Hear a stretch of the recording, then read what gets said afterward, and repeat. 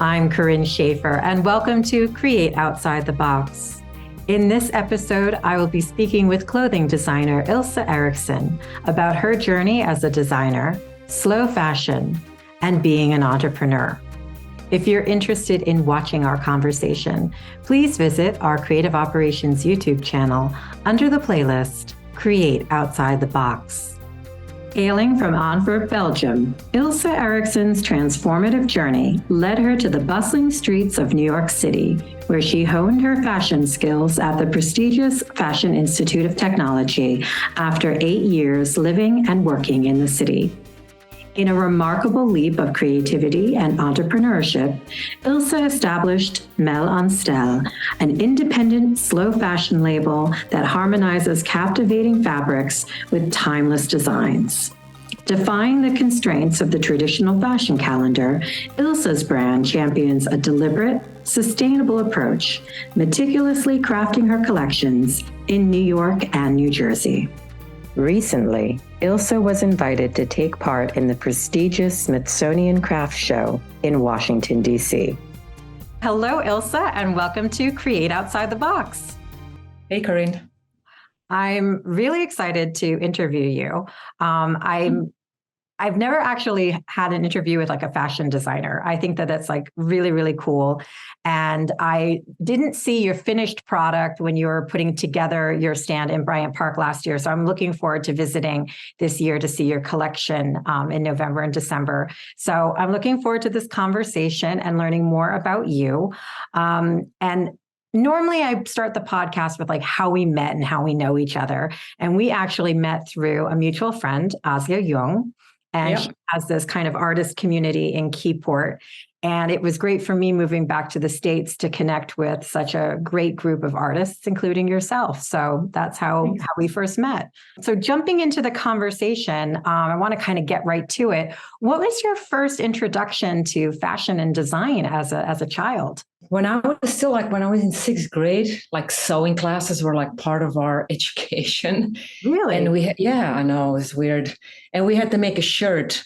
And I don't know, the construction just came very, very easy to me. Like every time the teacher asked a question, I was like the only one who could give the answer. And it was like, why are you guys having such a hard problem? So, and then I realized like pattern making and construction, it all came easy to me. And then once I got that down, it was challenging to just make myself some clothes, make my friends some clothes. Then when my daughter was born, then, for my husband, and so it went on. And then I'm like, hey, I can make a living out of this. Yeah. But I must correct you. I don't see myself never have as a fashion designer. Okay. Because I don't follow fashion.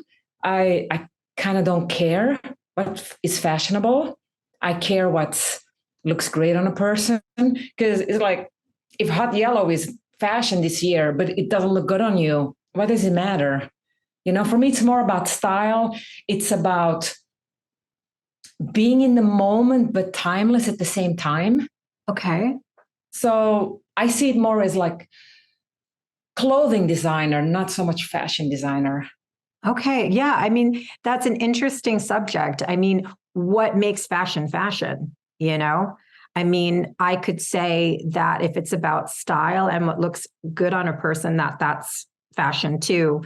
But I do understand where you're coming from, is fashion's kind of become something that's so much about branding and so much connected to high profile people and high ticket, cost items that are trendy, that come and go. And that's not what you're about. But I would kind of challenge, well, does that have to be the only definition of what's fashion or what's fashionable? Mm-hmm.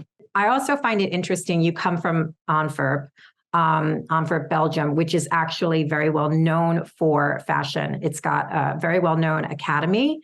It's for avant-garde fashion, and it's got a wonderful museum there as well. It kind of started, the whole trend started with these 6 designers that came out of Antwerp. Did that inspire you growing up there? Totally.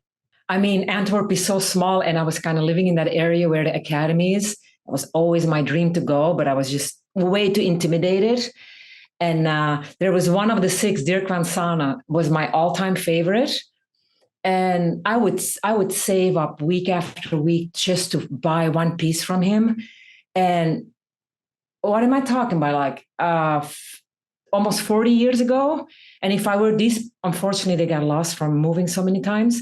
If I were these pieces today now, they still would be amazing and individual. And that totally inspired me.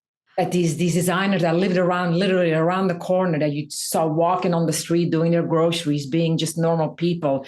And then they became this like worldwide platform, along with the Japanese designers. That was so inspiring. And that's so cool. Like you were like right on top of it. You would see these people going about their daily lives. I mean, I would think that if you would see them on the street, that would almost make it more attainable, because you see that they're a real person, that they're not just, someone you see on TV. Oh, yeah. But like you said, you decided at that time, you didn't go after studying in Antwerp. You did decide at some point, though, that you wanted to move to New York City. So I'm kind of curious, what made you want to move to New York? Actually, for FIT. Okay. So I was married. My daughter was, I think, about 3 years old. And I finally realized I'm going after this. I got to go back to school. I'm going after this. And somehow we ended up in Seattle, the Art Institute of Seattle. And I did a semester there. And it was like, it just wasn't challenging. Okay. So my husband said, like, if you really want to go for fashion, we got to go to New York and just, go to FIT. So I applied, got in. And before I knew it, I was doing it. So I'm kind of curious. I mean, I kind of see that there are slightly different takes sometimes with the American approach to fashion versus the European approach to fashion. Coming from Belgium, coming from this kind of more avant-garde, maybe more creative view of fashion, did you find differences between what you saw in Belgium and what you saw in New York?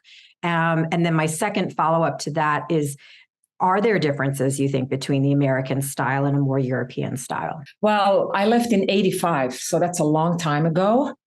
And back then, I really liked the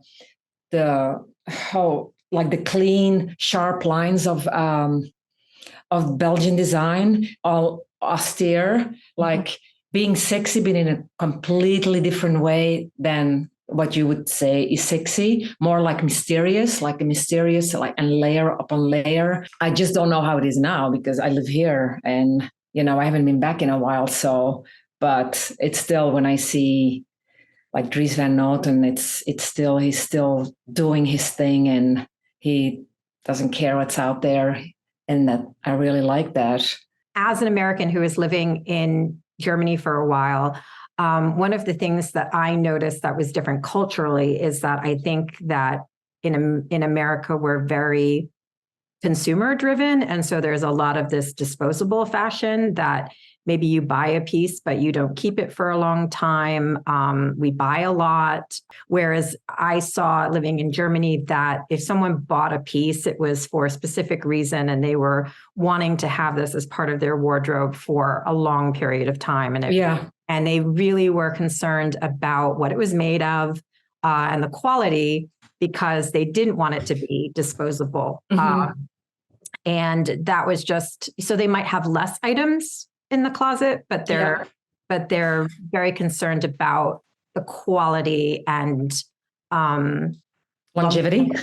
Yeah, exactly.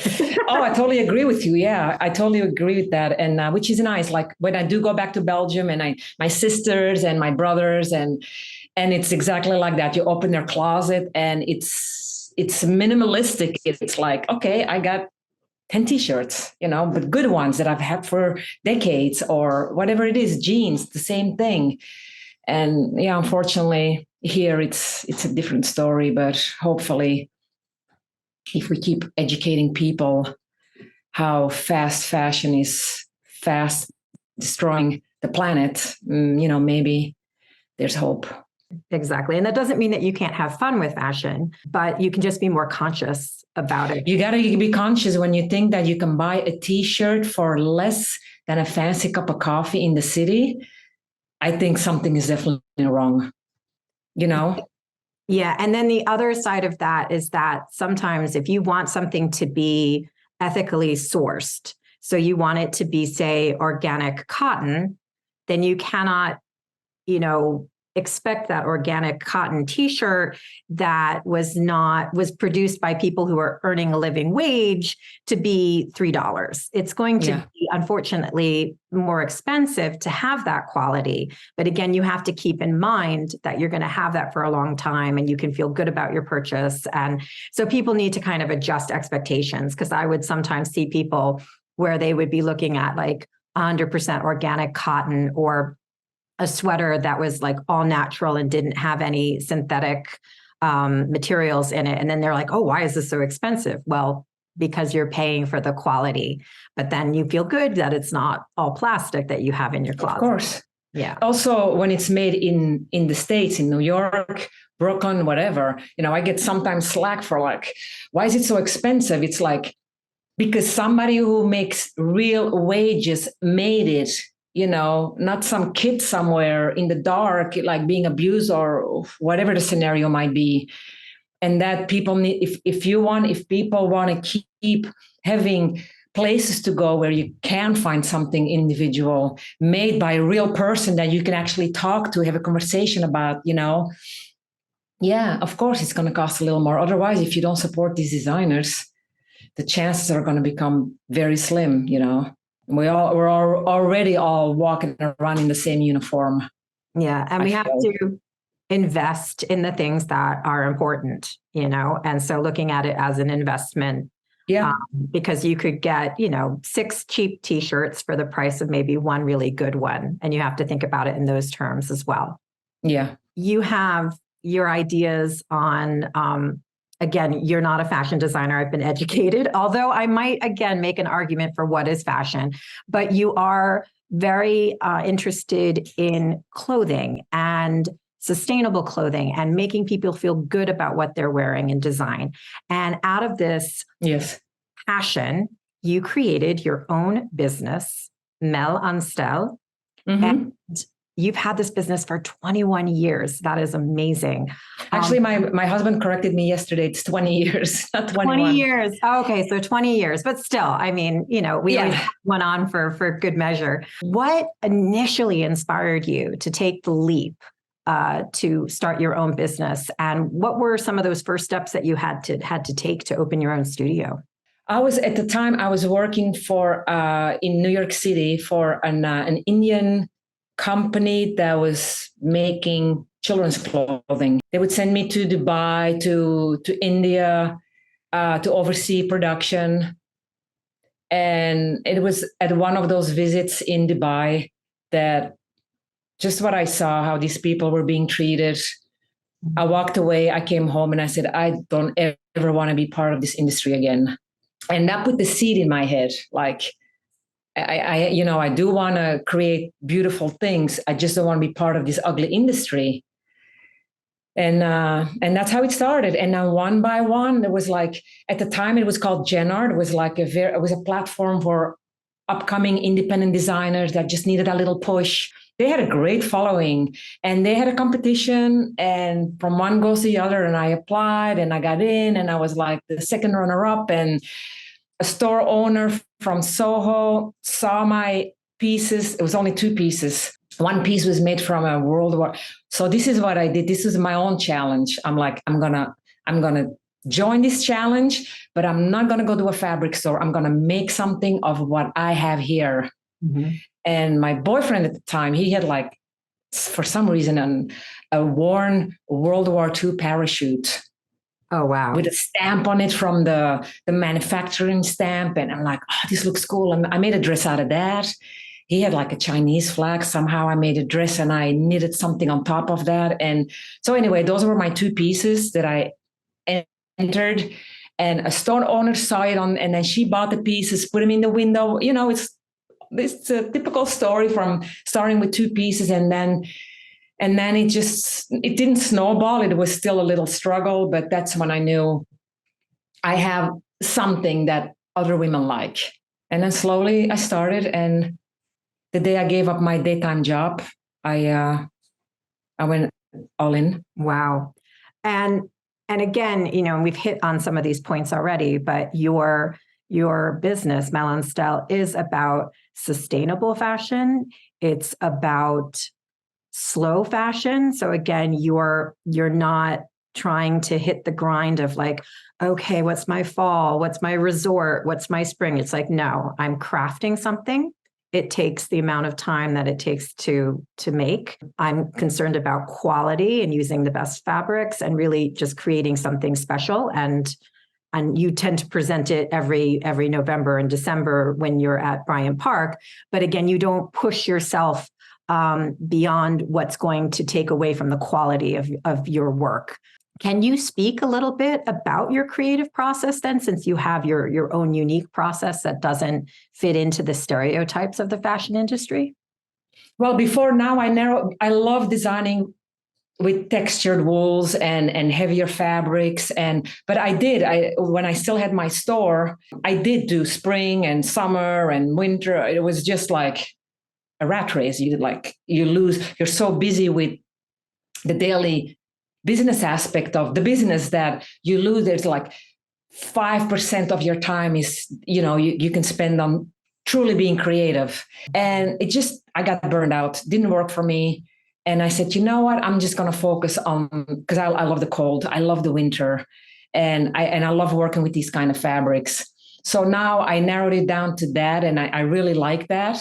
And it is a slow process, but sometimes I remember my Stella dress, which I've sold so many over the years because it looks great on every possible body. And it was after a long day of like trying to design a dress. And I got frustrated and I was so like, and I just threw whatever I had in my hands, I just threw it on the mannequin and I walked away because I work from home. I walked away and I just went on about my evening, made dinner, whatever it was. And in the morning I come back in and just the way that piece of fabric had fallen on the mannequin.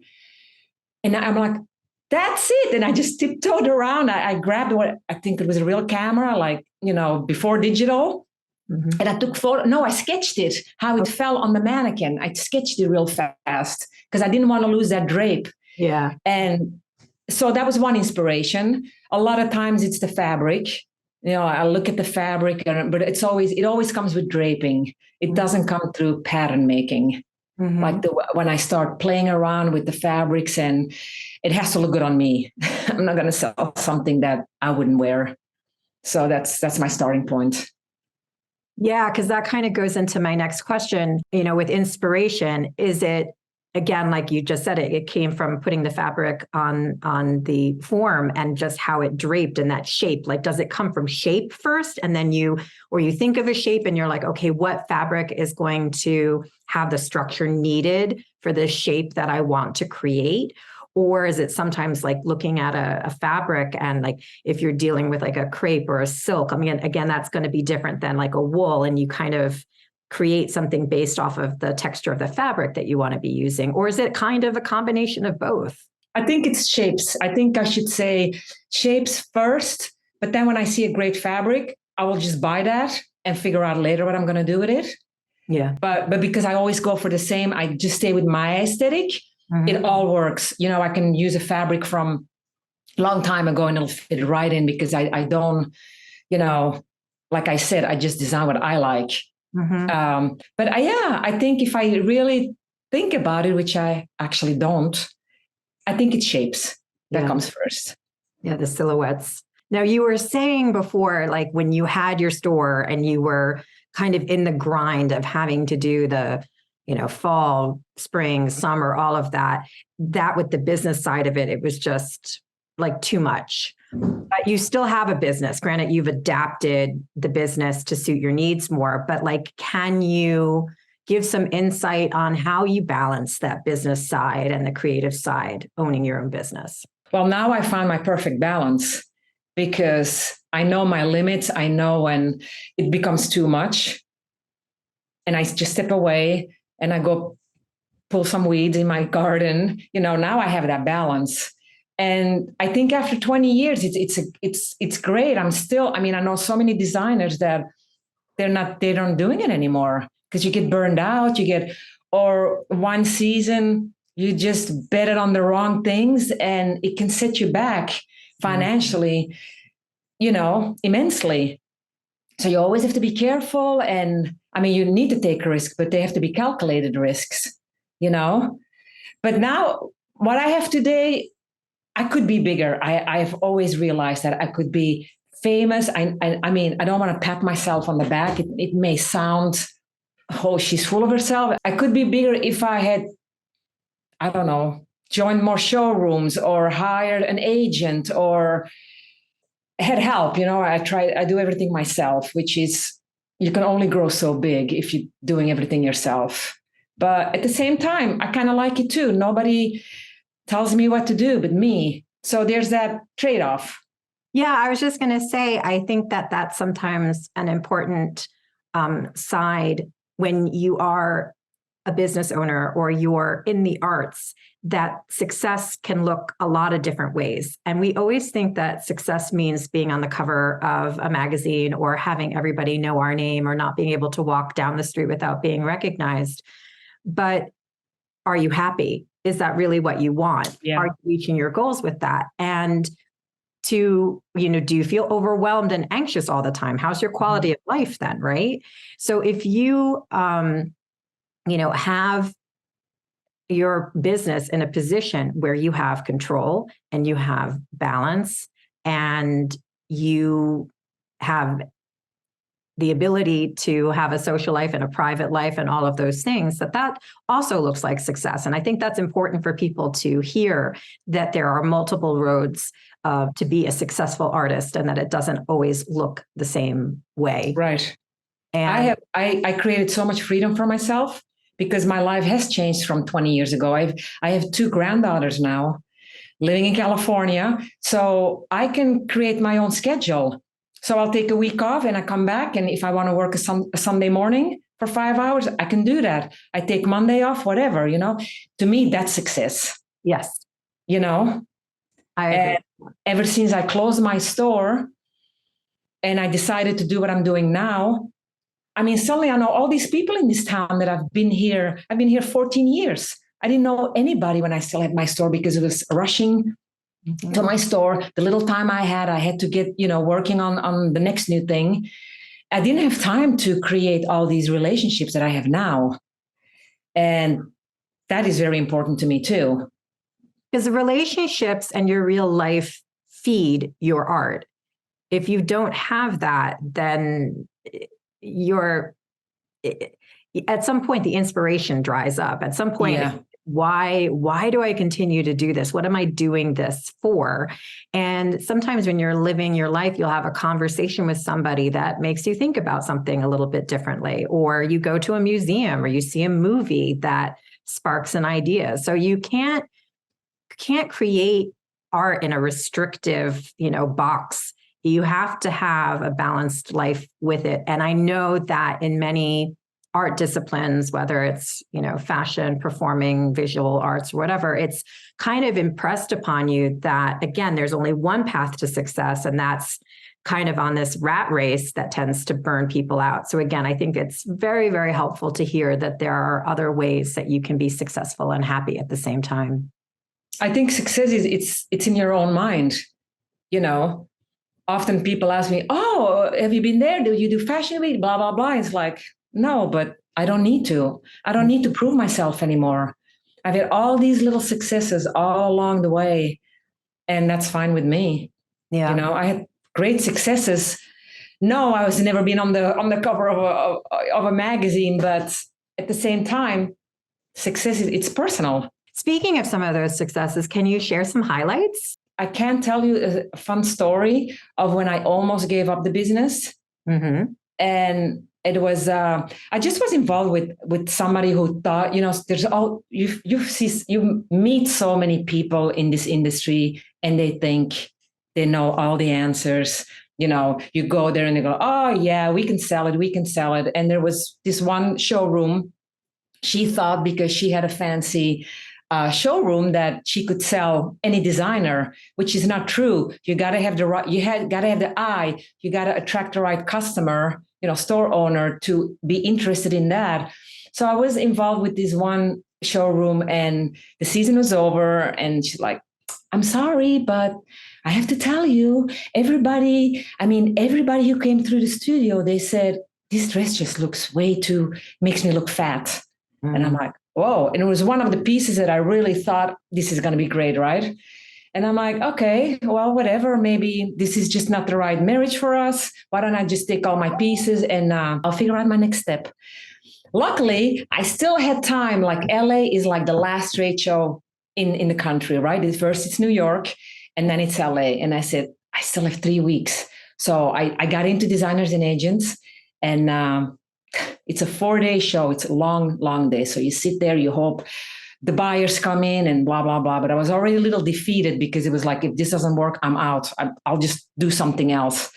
And I'm not exaggerating. It was the 4th day, the last hour, we already started to wrap. Yeah. And this woman, I can still visually see her. This one woman comes in, she goes, I love this dress. And that was the dress. It was a sleeveless dress with a big ruffle all the way from here, all the way down, like in the front with a belt, right? It's like, and she goes, I love your dress. We still need one dress. I still have to go to London to find that one dress. And my mind was already on wrapping. I was only paying attention to her like halfway. I said, okay, yeah, just here's my card. Let me know. And she said, here's my card too. And she just left it on my desk. I just kept wrapping. The last thing I do is I grab that card and I look, and it's like anthropology. The dress buyer, because they have different buyers for each category, dress buyer. And I'm like, oh my God. And like, but in the rat race of everything, I just put it in the back. I totally forgot about it until I got a really significant order. And that's like, no, I'm not quitting. Because after that order, then they got interested in my fall. Then they bought my sweater dresses. Then they bought jackets. And it was like, and that saved the day. Yeah. That's why I'm still in business. That's amazing. And you designed for Anthropology for a few years, right? Yeah. I didn't design for them. They bought styles from me. I'm sorry. You're correct. Yeah, because there are designers, I think they hire maybe to design for them. No, they bought my style. They bought the style, and then I produced it and shipped it to them. That's amazing. That's so cool. It's such a great story. I still like telling it because it truly was. It's not an exaggeration. I was rapping and she came. So right place at the right time. And that's where like sometimes you have to kind of just it's hard, but you have to kind of just let the universe do what it's going to do. You can't, things will happen the way that they're supposed to happen. Because again, you were unintentionally playing hard to get. You were just like, okay, I'm rapping. If you're interested, you're interested. Like you didn't know she was from Anthropology, but because you're cool and relaxed and everything, she probably felt good about the interaction. She was genuinely interested in the dress, and it all worked out. Although for them, it's also, they just have to have the right dress because they buy such big quantities.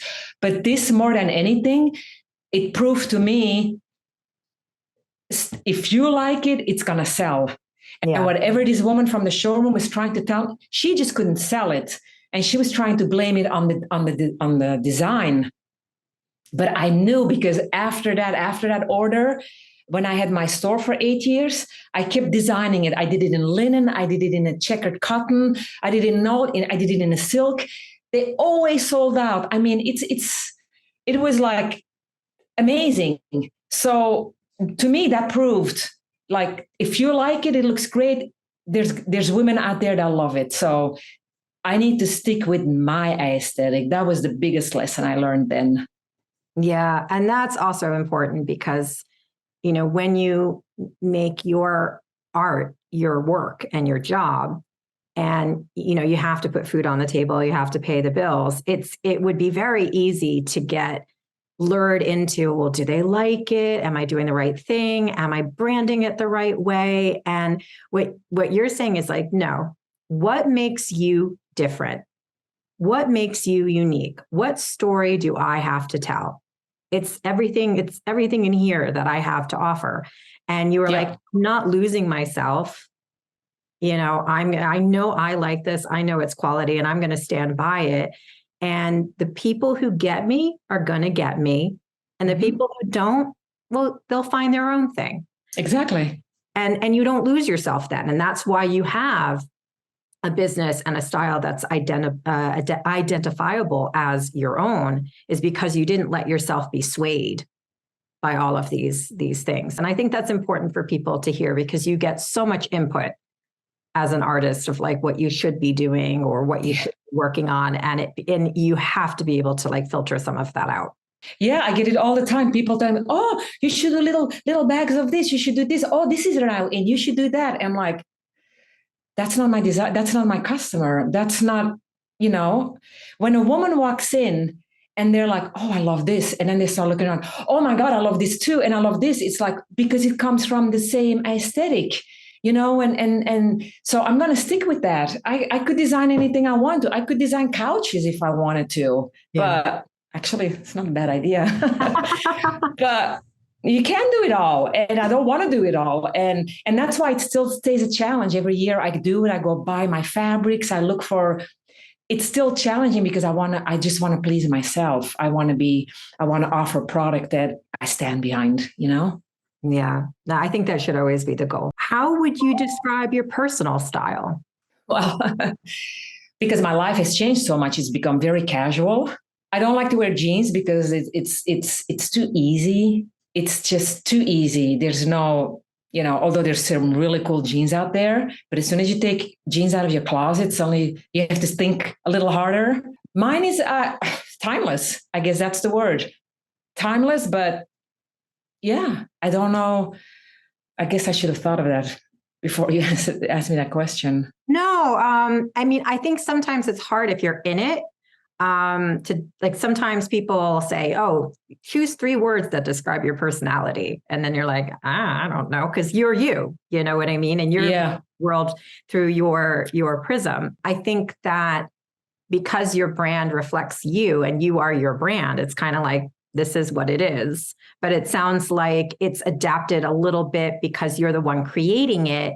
You need to make sure, like, yes, I'm still timeless and I'm still about great shapes and great fabrics, but because I'm creating it, I need it to be a little bit more casual or something that I can move in because I'm the one doing the work. Does that make sense? When I have to dress up, it's casual. I don't restrict myself. I don't like anything tight on me. It's casual, but it's with an edge. It's like, it's like, whoa, where did you get that? Like, it's not in your face, but I can't think of the word right now, but intriguing. Intriguing. Do you think that some of that is your Belgium? Is that avant-garde that was coming out of Antwerp? I think so. Yeah. Plus, I like also the Japanese approach to style. Still, again, like strong, clean lines, not too much, not loud, although it can be loud, but it's still, yeah, definitely. So what continues to inspire you? And are there other designers that inspire you even now in your career? There's a lot of designers that I like. I think Dries Van Noten is still my favorite because of his colors, his juxtaposition of different patterns. It's so, I mean, I could stare at that for so long, but there's so many and it's so hard to keep up with all of them. Yeah, what keeps me going, as long as I have the energy and the drive, the interest, I'm going to keep going as long as I can find these great fabrics that for me are affordable. Yeah. And if I can keep reinventing myself, I'm going to keep going.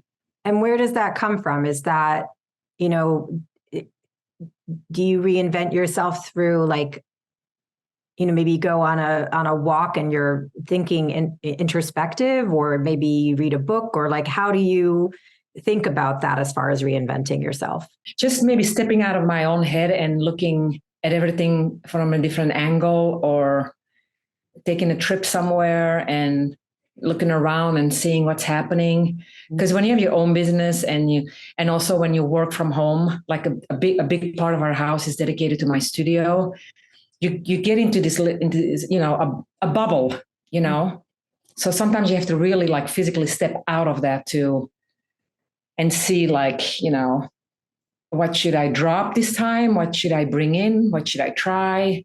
And we mentioned before, your collection comes out in November and December at Bryant Park.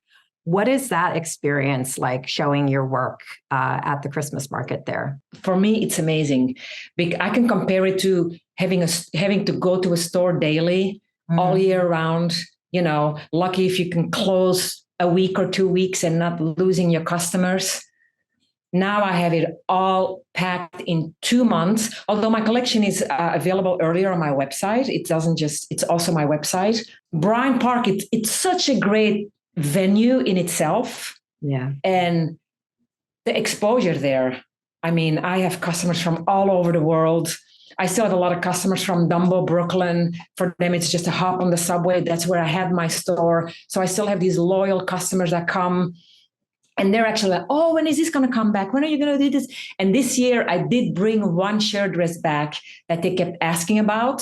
Mm-hmm. So it's that great input that I still have, that great support. But it's just like, it's like a block from Times Square. Wow. How much more exposure can you ask for? Instead of being like in an obscure little store in Dumbo. Yeah, that was great too. And I do miss that. But being in the middle of New York for 2 months, it's great. Do you have a favorite item of clothing to design? I've always loved designing outerwear. Okay. Coats. Unfortunately, here the season is always so short. Like I used to do like the heavy wool coats, and because of the climate change, and I have a lot of them still upstairs, like from every season, every collection I have one. But the days that I can wear it, they're getting shorter and shorter. And now it's all about layering. Mm. So slowly I have to step away from the heavy wools because I don't think how practical it is anymore. And trying to find fabrics that, like this year for the first time, I did a denim coat. Oh. I took the same coat, a sleeveless coat that I did really well last year. I had in 2 different contrasting lightweight wools. But this year, it's the first time I'm putting it in. I did it in denim. Also, a jacket I brought back that was wool, doing it in denim. So it's like you got to reinvent yourself. Going back to that, right? That's where that comes in. Is there anything on the designing bucket list that you haven't done yet that you'd like to try? No, one item that was on my bucket list for a long time were bags. Okay. I've never been into bags, and I have some friends and they have a bag for every outfit. And I don't understand that because I would lose everything all the time. And I have like a generic bag, which most of the time doesn't even fit with what I'm wearing. For 18 years, I've been doing sleeveless gloves. And that came from I did a lot of sweater dresses. And I have these beautiful Italian wool fabrics, and it's like, I can't throw them away. And they're like, 12, 16 inches wide, which I can't really do anything with. Yeah. I'm like, I can't throw them away. I have to do something. So I came up with fingerless gloves that go all the way down here, and they're lined. They have a nice buckle, a nice detail. They're a pain in the neck to make. It's very hard to find people that want to make it here in the city. And but it was an instant hit. Now, of course, everybody's doing it. Back then, it was like fingerless gloves. What is the point? Blah blah. But again, it was like it took off. That took off like a snowball. And I'm still doing them because I can use all these fabrics. And now I have that was for the knits, but I also have it for wovens, these beautiful wools. And it's like, what am I going to do with this little piece of fabric? I said, I'm going to design a bag. I'm finally going to spend 6 weeks and I'm going to design a bag. And I did. And I love them so much. They came out. I shot them yesterday and I'm very happy with them. So that was on my bucket list that I finally did this year. So the next item, I don't know yet what's on my bucket list. Maybe I want to come out with maybe a great skirt that's very easy to throw on, that's not constricting, makes a statement, fits a lot of different sizes. I want to bring back clothing. It's Bryant Park. It's a lot about accessories because women come, they're on vacation, they're shopping, they see an item, maybe a great gift for a sister or a friend. It doesn't need sizing. Yeah. That's where all these great accessories came from. But I do miss real clothing like skirts and shirt dresses. And so that's slowly coming back. I also find it funny, okay, with the fingerless gloves, were you doing that before everybody was doing all the touch screens with the iPhones and everything? I did that 18 years ago. Yeah, I was going to There say. was no touch screen. I didn't even have an iPhone, a phone. Yeah. It was still, I don't think so. No, what am I saying? No, I did have no, 18 years ago. Yeah. Yeah. So you were way ahead on that, because now, because if you have regular gloves on and you go to try and touch your screen, you can't even do that. And I was like, I have a feeling that she was way ahead on the trend on that one. Yeah, it was a lot of people couldn't figure it out. And it's like, you still want to use your fingers. Like you take the subway, you don't want to touch that pole, but gloves are you're constantly taking them off and then you lose them. Yep. Fingerless gloves, when you're in the city, when you're around, you don't have to take them off. Exactly. So when does the Christmas market in Bryant Park start officially? We're starting the 26th of October. So it's like a week before Halloween. Okay. And it runs until? This year it's running until January 2nd. Okay. So It's a long haul. That is a long haul. But if anyone is in the New York area or visiting New York around the holiday, they can come and see your amazing work and they can pick up some pieces. But you said also that people can purchase your work online through your website. And I'm going to include all of this in the show notes, but do you want to just give a little shout out to your Instagram and website for those who are interested? Yeah, so the online store, because I shot it just yesterday, and this is the first year I actually that was also my bucket list, because a lot of my styles are unisex. Yeah. And I do have a lot of men coming in and they're putting it on. I'm like, oh my God, that looks so great on you, and then people say, you have to show people that guys can wear this. So this year I did do a photo shoot with a male model, which I'm very excited about. So I just did that like 10 days ago. And then yesterday I did the female. So now I got to go through all the photos. But I'm hoping that the online store will be up and running the 15th or maybe the latest 20th of September. Okay. And so that'll be more than enough time, because this is going to be airing the first week of November. So yeah. It'll be up. Yeah. It'll be up. Yeah. We're doing this in advance, because I know once it gets close to the fall, you're going to be a busy woman and won't have any time to talk about this. So that's why we're doing it. Nobody sees me. No, none of my friends see me then. It's all about the business. So if you are watching this podcast, you can head over to the website right now and see everything that she's talking about. And you can go into New York and buy some of those amazing pieces. And your Instagram handle is what again? So it's MEL_EN_STEL. Okay. And the website? And Stel. Mm-hmm.